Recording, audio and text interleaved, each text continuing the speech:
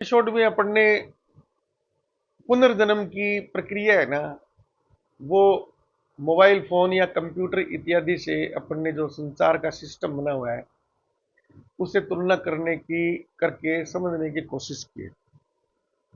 तो इसमें बहुत ज्यादा कोई उच्च स्तरीय ज्ञान की जरूरत नहीं है। कहीं पर भी अपन ने इंजीनियरिंग पार्ट कुछ नहीं लिया इसमें कि किस प्रकार से ये डिजिटल फॉर्मेट डाटा जो चिप है अंदर लगी हुई है, आईसी उसके अंदर संग्रहित होता है ना, किस प्रकार से उसकी प्रोसेसिंग होती है, उस पर अपन ने कहीं पर भी कोई इसका डिस्कशन करने की आवश्यकता ही नहीं है। लेकिन जिनको नॉलेज है उनको बहुत जल्दी विश्वास हो जाएगा, ये बिल्कुल सही है। जिनको थोड़ा कम नॉलेज है लेकिन वो आंखों से तो देख ही रहे हैं ना, रात दिन वो मैसेज भी भेजते हैं, है ना, अपनी मोबाइल फोन से बैटरियां भी निकालते हैं, सिम भी चेंज करते हैं, सारी चीजें करते हैं। तो इन चीजों से क्या क्या उसके रिजल्ट निकलते हैं सबको ही पता है। और उन्हीं परिस्थितियों के अपने एक जैविक प्रक्रिया के रूप में उसकी अपन ने तुलना करके व्याख्या करने की कोशिश की है, ताकि ये जो पुनर्जन्म इत्यादि मोक्ष इत्यादि की जो प्रक्रियाएं हैं, है ना, वो कैसे होती है उसको समझने में बड़ी आसानी हो जाती है।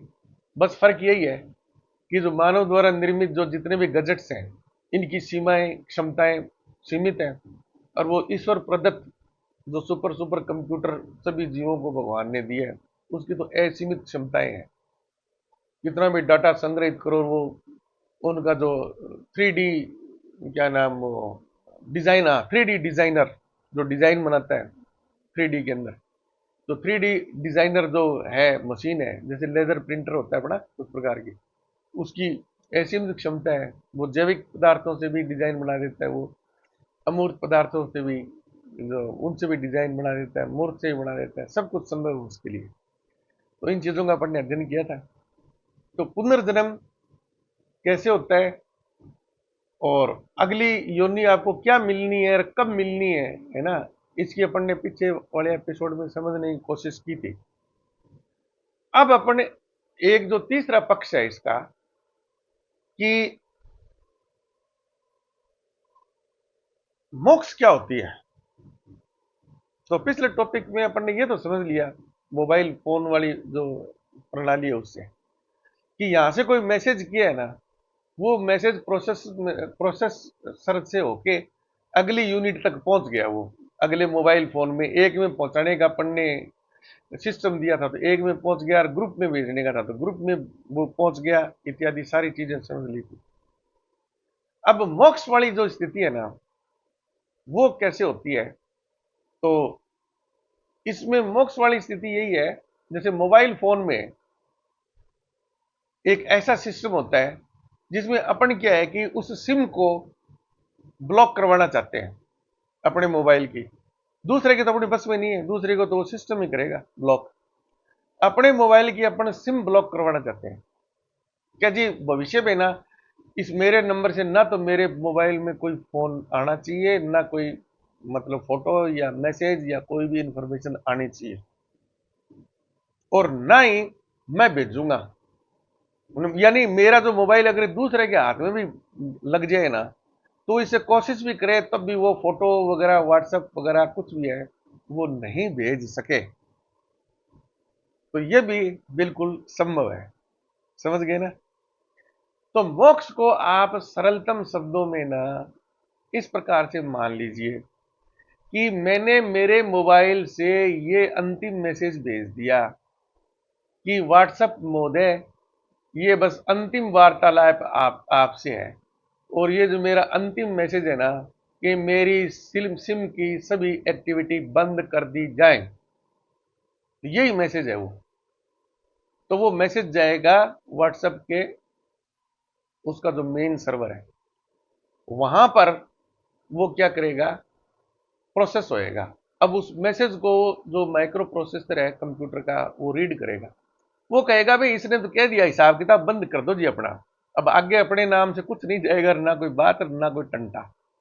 तो वो मैसेज मेरा अंतिम मैसेज है ना, वो उस माइक्रो प्रोसेसर में असीमित समय तक अनंत समय तक विलीन हो गया। अब वहां से वापस कुछ नहीं निकलेगा। तो ऐसे ही ऐसी जीवात्मा है जिन्होंने सब कर्मों का अपना हिसाब किताब कर दिया, सब उन्होंने काम किए वो इस प्रकार से किए हैं कि अंतिम समय में ना उनका पीछे वाले कार्य कारण वाला जो सिद्धांत है ना, वो सब हिसाब किताब बराबर होके प्लेन डाटा गया है, कोई इंफॉर्मेशन नहीं है, बस एक ही मैसेज है कि आत्मसात आत्मसात आत्मसात, नथिंग एल्स, नो क्या नाम, पुनर्जन्म कुछ नहीं, नो कष्ट नो खुशी। वो जो जीव अंत में निकला है ना, आत्मा निकली है, कुछ भी कह लो आप, वो उस परमात्मा में विलीन हो गया, बस बात ही खत्म। योनि होने के झंझट से सब मुक्त। वो फिर क्या है कि आप ये मान लो, चिर निद्रा, परम शांति, परमानंद, जो भी स्थिति आप कल्पना कर सकते हो वो है। ये हम अपने दैनिक जीवन में इस टेक्नोलॉजी का अपन खूब यूज करते हैं। अगर ये सही है ना, मानव ने जब इस तरह तक चीजें बना ली है तो वो तो परब्रह्म है, वहां तो कोई सीमा ही नहीं है। इसलिए पुनर्जन्म बिल्कुल होता है, होता है, होता है, होता है, होता है। और कार्य कारण का जो सिद्धांत है कि कोई भी घटना बिना किसी कारण के नहीं होती, वो परम सत्य है। ठीक है ना। और इसी को थोड़ा दूसरे शब्दों में जो व्यक्त किया जाता है, कार्य फल सिद्धांत, कि अगर आपने ऐसा कोई कार्य किया है, कोई कैसा भी कार्य, उसका फल तो आपको मिलेगा ही मिलेगा।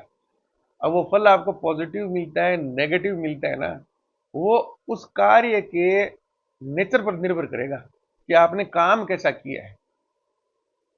अच्छे रिजल्ट वाला कार्य किया था, आपको फल अच्छा मिलेगा। बुरे कार्य रिजल्ट वाले का कार्य किया है तो आपको बुरा फल मिलेगा। मान लो आपने कोई अनैतिक कार्य किया है तो उसका फल क्या है, कानून के हिसाब से आपको सजा है। और आपने कोई बहुत ही अच्छा काम किया, अच्छे खिलाड़ी बने हैं, या पढ़ाई लिखाई में बहुत होशियार बने, या कंपटीशन में आपने पूरी मेहनत करके एग्जाम दिए, तो उसका जो रिजल्ट है वो आपके लिए खुशी वाला होएगा, वो प्रतिफल भी आपका अच्छा होगा। तो ये मूलभूत सिद्धांत है प्रकृति के। और प्रकृति तो ईश्वर है ना, तो ये भगवान के गुण है। ये कार्य कारण सिद्धांत और कार्यफल का सिद्धांत है ना, ये सारी चीजें। तो मोक्ष प्राप्त करने के लिए क्या है, बहुत ही सरलतम है, सबसे आसान तरीका, कि एक तो क्या है कि पीछे के जन्मों में आपने क्या क्या कार्य किए हैं, वो सारा का सारा कर्म आपके साथ जुड़कर यहां पर आया है मानव योनि में। ठीक है ना। तो जैसे शास्त्रों में तो ये लिखा हुआ है कि भाई 84 लाख योनियों से गुजरने के बाद ही मनुष्य योनि प्राप्त होती है। तो सिंपल शब्दों में इसको यही समझ लो कि जैसे कि मैं हूं ना, मैं पिछले मेरे पूर्व जन्म में अगर मैं कभी मनुष्य था, कभी था मैं, उसके बाद में दोबारा ये जो मेरा मनुष्य योनि में जन्म हुआ है ना, तो बीच में पीछे मैंने कितनी योनियों से मैं गुजर के आया हूं, कुत्ता बनाऊं, बिल्ला बनाऊं, गधा बनाऊं, ऊंट बनाऊं, या जो भी है ना, वो मेरे पीछे वाले कर्मों से जुड़े होकर होकर होकर होकर आगे हो सकता है मैं 5 योनि पूरी करके आए, वो मेरे कर्म फल के हिसाब से छठी योनि में मेरे को मानव योनि मिल गई। हो सकता है दूसरी मेरे को मानव योनि मिल गई। हो सकता है मैं पूरी की पूरी 84 लाख वाला कोटा पूरा खत्म करके आया हूं। ये सब चीजें मेरे कर्मों पर निर्भर करती है। तो पुनः मनुष्य योनि में जन्म लेने के लिए आपको कितनी योनियों से गुजरना पड़ेगा, ये है ना, ये किसी के हाथ में नहीं है, ये खुद आपके हाथ में है। आपके जो कर्म है ना, आपने जो संचय किया है ना, वही आपको यहां तक लेके आया। अब आगे मैं दोबारा मनुष्य योनि में जाऊंगा, और उसके बीच में कितनी योनियों से, क्योंकि पुनर्जन्म से क्या है कि लगभग सब यही सोचते हैं, ओ हम तो ऐसे कैसे इंसान ही बनेंगे, आज मरे यहाँ पर 2025 में, और 2026 में हम किसी के घर पैदा हो जाएंगे। अरे वाह वाह, अच्छा इतना आसान नहीं है काम, ये होता है, ये भी होता है ना। ये आप जब आपको इस प्रकार की पूरी विवेक बुद्धि मिल जाती है ना, तब आप क्या है कि फिर उसी हिसाब से कर्म का संचय करते हैं आप। तो जो बीच में योनियां मिली है उसके बाद भी फिर वो, जैसे मेरे को मानव योनि मिली है अब, तो अब मेरा टारगेट क्या है? मेरे को ये यार कभी दो चार योनियां और अपन मनुष्य वाली, यानी इस मनुष्य जीवन में कुछ चीजें हैं जो मेरे को प्राप्त नहीं हो सकी, यानी पूरा मनोरंजन नहीं हो सका, या मैं जितना चाह था उतना धन नहीं कमा पाया, या जितनी प्रसिद्धि में लेना चाहता था उतनी मैं नहीं ले पाया, या उतना बड़ा सेलिब्रिटी में नहीं बन पाया जितना मेरे ख्वाब में था। भी एक्स वाई जेड कोई भी मान लो, कोई वो यार उतना प्रसिद्ध तो मेरे को होना चाहिए था, वो कमी रह गई। तो अगले जन्म में है ना, अब इस जन्म में तो मैं ऐसे ही काम करूंगा कि अगले जन्म में मेरे को मनुष्य है ना भगवान बनाए, तो किसी जैसे मान लो किसी को बहुत बड़े देश के प्रधानमंत्री या नेता बनने की है, तो करेगा यार अब की बार तो मैं केवल सरपंच ही बन पाया, लेकिन प्रधानमंत्री बनना चाहिए मेरे को, तो मैं ना काम वैसे करूंगा ताकि अगले जन्म में मैं प्रधानमंत्री बनूं, तो वैसे ही कर्म वो संचित करेगा। तो उसकी जो तृष्णा है ना, वो अभी अपूर्ण है वो। तो वो वैसा ही मैसेज जो वो मरा है ना, तो उसका डाटा वैसा का वैसा ही जाएगा जैसे उसने लिखा, खुद ने लिखा है। ठीक है ना? अब वो उस सुपर कंप्यूटर के प्रोसेसर में गया, कहां? पर ब्रह्म में। वहां पर जाके वो प्रोसेस हो रहा है, प्रोसेस होने पर वहां पर परब्रह्म में ये रिजल्ट निकला कि अब भी यारो इसको वो नेता बनने वाली तृष्णा है ना, वो अपूर्ण है, तो इसलिए इसको वहां तो भेजेंगे, मृत्युलोक पर वापस भेजेंगे, इसको मनुष्य बनाएंगे। ये उस योनि में भी नेता बनेगा नहीं बनेगा, या बीच में कितने और वो योनियों से गुजर के जाएगा ना, वो भी कर्मफल वो साथ लेके गया, उसने गौर नहीं किया। वो तो एक नेता बनने की तमन्ना लेकर उसने सोचा "अरे, किसी को पता है यार, बाकी गायब हो गया, मैं ही भूल गया, तो सब सब भूल गए। भूलता कोई नहीं है, वो डाटा वैसा का वैसा ही है उसका। अब वो अपनी समझ में अपन सोचते हैं भूल गए, वो हो गया। अब वो क्या है कि जितनी भी कर्मों के हिसाब से योनि है वो भुगतेगा, फिर वो मनुष्य योनि में आएगा, और फिर वो कितना सफल नेता बनता है उससे भी बुरी हालत होएगी, वो उसके पीछे वाले कर्मों पर निर्भर करती है। ये चक्र ऐसे ही चलता रहेगा। समझ गए ना? कुछ खोपड़ी में बैठ रहा है, बहुत बढ़िया है, बैठ रहा है तो। ये मनन करने की चीजें हैं, इसमें जितना मनन करोगे ना उतने ही आपकी चीजें स्पष्ट होएंगी, और उतने ही आपको क्लियर कट डायरेक्शन हो जाएंगे सारी की सारी। अब मान लो कि पीछे मैंने भुगत लिया, पता नहीं कितने जन्म मैंने मनुष्य के ले लिए, पता नहीं कितने औरों भी ले लिए, और मैं अब क्या है कि वो हो गया, अभी तंग आ गया, मैं फेडअप हो गया कि यार अब अति हो गई। अब तो मेरे को है ना इस जन्म मरण के झंझट से छुटकारा पाना है, ईश्वर में विलीन होना है, ईश्वर में विलीन होना है। अहम ब्रह्मास्मि, बस उस ब्रह्म में विलीन। वो ब्रह्म और मेरे में फिर कोई फर्क फर्क तो अभी भी नहीं है ना? लेकिन अपना जो कर्म फल है ना, वो उससे जोड़ नहीं, अपने अपने क्या कि अपने आप को एक अलग एंटिटी मान लेते हैं कि यार मैं तो एक साधारण मनुष्य और वो भगवान है। बस ये जो अंतर है ना, यही तो समझ का फेर है। जिस दिन ये अंतर मिट जाएगा ना, उस दिन आपको मोक्ष हो गई जिंदगी, कुछ नहीं। तो इसी के लिए तो माथा फोड़ी कर रहे हैं, इसीलिए तो हम इतनी चीजों के उदाहरण देकर आपको समझाने की, जब मेरा तो क्या है कि टेक्निकल फील्ड है, तो मैं तो क्या है कि वैज्ञानिक प्रमाणिकता के साथ में सारी चीज बताता हूँ।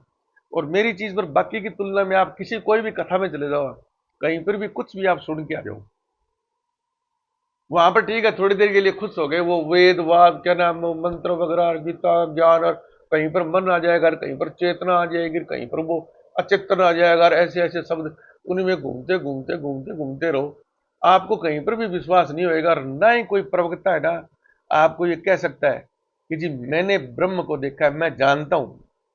वो दूसरों के लिए भाषण करते रहते हैं, ऐसा कर लेना, और ऐसा दुख का ये कारण होता है, और उसका ये कारण है, और उसका वो कारण है, और उनकी खुद की स्थिति देखो, तो वो खुद अभी इसी ईश्वर की वो क्या नाम तृष्णा में भटक रहे हैं वो खुद की। और कुछ बाबाओं के तो जल्दी पोल खुल जाती है, कुछ की पोल खुलने में ज्यादा टाइम लगता है, वो आपस में भी वैसे ही प्रसिद्धि के लिए, धन दौलत के लिए, वो अपनी गद्दियों के लिए, कोई मंडलेश्वर बना हुआ बैठा है, कोई महामंडलेश्वर, कोई शंकराचार्य, वो इसी दैनिक जीवन से मूल जीवन वैसे, और वो अब बोलेंगे आत्मज्ञान, आत्मज्ञान हो गया अभी। ठीक है ना? तो जैसे अभी थोड़े दिन पहले की बात है, एक ऐसे ही शास्त्री जी टकरा गए, वो कहीं बैठे थे, थोड़ी फुर्सत थी, है ना, मान लो आधा पौना घंटा का टाइम उन महोदय के पास में था, मेरे पास में था। तो वो रंग रूप से ऐसे पहचान लिया ऐसे, तो बोले जी और बाबा जी नमस्ते, बोले बाबा जी नमस्ते। तो वो ऐसे ही उनके भी तिलक छापे और गले में रुद्राक्ष रुद्राक्ष और पता नहीं क्या क्या उन्होंने ताम झाम लटका रखा था, और मेरे तो यही साधारण अपने वेशभूषा थी। अच्छा, अब मेरे को भी नहीं पता भाई ये किस प्रकार के ज्ञानी आदमी है, और है उनको भी नहीं पता, तो मैंने भी उनको मेरी तरह ही सोचा। उन्होंने भी मेरे को उनकी तरह ही सोचा।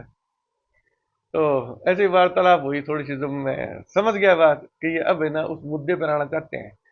अब ये अपनी क्या है कि विद्वता प्रदर्शित करेंगे कि बाबा जी, जय सिंह बाबा जी, आपसे ज्यादा मैं बड़ा बाबा हूं मैं। नंबर एक, जैसे अमूमन आपको मिलेंगे ना, वो घर से भागे हुए ब्रह्मचारी टाइप के, यानी बगैर विवाह किए हुए या विवाह किए हुए बीच में वो गृहस्थ आश्रम में छोड़ के पत्नी को रोती हुई, बच्चों को रोते हुए वो बाबा जी बन गए। अमूमन आपको इस प्रकार के मिलेंगे। और वो ना अपने आप को इस चीज की बड़ी डिग्री मानते हैं वो, कि लो जी, ये तो सर्टिफिकेट परमानेंट ले लिया हमने बहुत ही सिद्ध पुरुष बनने का, है ना। तो चलो पहले अपन उसी की बात कर लेते हैं। ऐसे ऐसे ही बात हुई, तो थोड़ी सी ऐसे चर्चा हुई, तो भगवान और आत्मा और चेतना और वो, तो मैंने, क्योंकि मोबाइल तो मेरे पास रहता ही है, तो मैंने जैसे वो क्या नाम, कोई बात है तो मैंने बोला जी देखो, ईश्वर की मेरे पर कृपा रही है, और मैं क्या है कि इस आधुनिक टेक्नोलॉजी से भी मेरे ज्ञान में मैं बहुत अच्छा जानता हूं, मैं पूर्ण तो नहीं बोलूंगा, अच्छा जानता हूं। और वेद शास्त्र का है ना, वो भी मेरे को ना पूर्ण ज्ञान है, जितना मेरे को जरूरत है। तो उन्होंने बोला जी वो यजुर्वेद का वो फलाना फलाना वो अध्याय और फलाना और वो उसका वो श्लोक सुनाओ, वो सुनाओ। तो मैंने कहा बाबा जी पहले आप जितने प्रश्न आपके मन में है ना वो प्रश्न पूछ लो आप। आपको वेद, कौन से वेद का कौन सा अध्याय सुनाना है, या कौन से उपनिषद का सुनाना है, कौन सा गीता का कौन सा श्लोक सुनाना है, या सारे सुनाने हैं, या विष्णु पुराण सुनाना है, या वाल्मीकि की रामायणम जो संस्कृति है वो सुनानी है, मूल संस्कृत में सुनानी है, हिंदी रूपांतरण में सुनानी है, या अंग्रेजी ट्रांसलेशन में सुनानी है, या क्या नाम, रामचरितमानस आपको सुनाना है, या श्रीमद् भागवत गीता आपको सुनानी है, श्रीमद् भागवत कथा आपको सुनानी है, या श्रीमद् भागवत पुराण आपको सुनाना है, पहले सारे प्रश्न कर लो। तो बाबा जी का थोड़ा सा ना ऐसे वो कंप्यूटर हिला। हाँ, हिलने के बाद में तो बोले जी कि इतना तो किसी को याद हो ही नहीं सकता। मैंने कहा बाबा जी ये रहा, है ना, ये मेरे द्वारा बनाई गई है। मेरे द्वारा बनाने का मतलब है ना, मैं उन सभी वैज्ञानिकों का प्रतिनिधि हूं मैं, जिन्होंने इसको बनाया है। मैंने अपने हाथ से नहीं बनाया, लेकिन मैं जानता हूं, ठीक है ना। आप तो मोटे मोटे ग्रंथ वहां पर अपने आश्रम में ढेर लगा रखे होंगे, संस्कृत में फिर हिंदी में रूपांतरण का लटरंग पटरंग। और जितना मैंने बोला है ना, मैं बोलूंगा जी चलो इनमें से एक भी शुरू करो, तो आप भी है ना तो ये बोलेंगे जी इतना तो मेरे को अभी याद है, बाकी मैं ग्रंथ में आपको पढ़ के बता दूंगा। तो आपको ग्रंथों की जरूरत पड़ेगी, वो सारी लाइब्रेरी मेरे पास है यहाँ पर। क्या सुनना है, अंग्रेजी में सुनना है, हिंदी में सुनना है, राग में सुनना है, क्या, क्योंकि ये गीता तो गीत है, ये गीत, गीत से तो गीता शब्द उड़े हैं, ये तो गाई जाती है, गीता के श्लोक तो गाई जाकर अपने जो वेदों के मंत्र मंत्र है उच्चारित होते हैं, तो वो भी गाए जाते हैं। उपनिषद एक व्याख्यान के रूप में है, वो एक दार्शनिक पुस्तक है। जैसे मैं प्रवचन कर रहा हूं ना, उपनिषद इस प्रकार से प्रवचन करते हैं। वेद में तो सारे हवन में, जैसे गायत्री मंत्र अपन बोलते हैं, ओम भूर्भुवः स्वः तत्सवितुर्वरेण्यं भर्गो देवस्य, इसे राग में गाए जाएंगे। जैसे ओम का उच्चारण आएगा तो पूरा ओम, वो बिल्कुल जो मंदिर में घंटा बजाने के बाद में बहुत देर तक एकदम शांत वातावरण हो ना, और मंदिर में आप घंटा बजा दो, है ना, बाहर शोर शराबा कुछ नहीं है, दूर दुराज एकांत में कोई पहाड़ी पर मंदिर स्थित है, तो कई किलोमीटर उसकी ध्वनि पूरी तेज, फिर धीरे धीरे कम होती होती है, वो बिल्कुल जैसे घंटे का आकार है वैसा ही उसका ग्राफ बनेगा, धीरे धीरे कम होती होती, कब बंद होती है, अनंत पर बंद होती है वो, कम होती जाएगी होती जाएगी होती जाएगी होती जाएगी, लेकिन हॉरिजन से नहीं टकराएगी, जीरो नहीं होगी वो। तो ऐसे ही जो अपने वेद मंत्र, जैसे अपने क्या नाम, चारों वेदों का जो निचोड़ मैंने आपको बताया था, है ना, जैसे वो ऋग्वेद का है, ओम प्रज्ञानम ब्रह्म, यानी जो प्रज्ञान है ना, चेतना है, वही ब्रह्म है। तो ओम, ओम जो शब्द है ना, ये उस परब्रह्म का प्रतीक है, ये परब्रह्म की ध्वनि है ये। ओम का मतलब एक हो गया, एक ओंकार यानी एक ही है, एकम ब्रह्म द्वितीय नास्ति। फिर वो एक ध्वनि के रूप में है, उसको उच्चारित किया जाता है ओम, ऐसे ऐसे नहीं बोल देंगे अंग्रेजी में ओम्मा। ओम का जो ऊ बड़ा और उसके ऊपर चंद्र वाली बिंदी है ना, वो है। अंग्रेजी में उसको अपन वो अगर लिखने की कोशिश करेंगे तो ओम्मा लिखेंगे आप, जैसे राम को रामा लिखते हैं, योग को योगा लिखते ओम मा, वहां तो बिल्कुल सेंसलेस ही हो गया ना। तो ओम के रूप में वो ऐसे, तो वो उनकी शास्त्री जी की बात चल रही थी पहले, चलो उनको निपटाते हैं, है ना। तो मेरे को ये रहा देखो ये सब ग्रंथ कंठस्थ है। मैं इसमें एक मैं तो वॉइस मैसेज करूंगा, है ना, कि गूगल गीता को बिल्कुल गीत फॉर्म में सुनाओ। अब तो हिंदी हिंदी में कैसे बोलो ना, गूगल सारा जानता है, वो ये शास्त्री जी सारा बोल देगा। चलो मैं मान लेता हूं शास्त्री जी आपने सारा कुछ कंठस्थ है, ठीक है ना। मेरे तो ये रहा यार बस। अब अंतिम निचोड़ वाली बात कर लेते हैं हमको। आप ब्रह्म ज्ञानी, मैं भी, मैं मेरे विचार में मैं ब्रह्म ज्ञानी, आप अपने आप को ब्रह्म ज्ञानी मानते हो, यानी उस परम तत्व की आपको पहचान है। तो मैंने कहा शास्त्री जी आपने वेद, क्या नाम, और उपनिषद और गीता और महाभारत और पुराण सारे कंठस्थ कर रखे हैं, समझ गए ना। तो इसका मतलब आपने तो उस पर ब्रह्म से साक्षात्कार कर लिया होगा। अगर आत्मसात नहीं हुए हैं तो उसको आप पहचान तो गए ही होंगे ना, है ना। ना, इतना वो सुनते ना शास्त्री जी ढीले पड़ गए कि यार ये तो वो भैंस वाली बात तो छोड़ दीजिए, तो उच्चतम श्रेणी पर ही चला गया, ये तो रिजल्ट ही पूछ रहा है। क्या यार मान लिया तू, यार हमने बगैर तेरे वेद मंत्र सुने ही, हमने मान लिया तेरे को सब आता है। अब तो तू उसका रिजल्ट बता, जिस चीज के लिए अपने ये घोटा लगा रहे हैं शास्त्रों के और माथापौड़ी कर रहे हैं।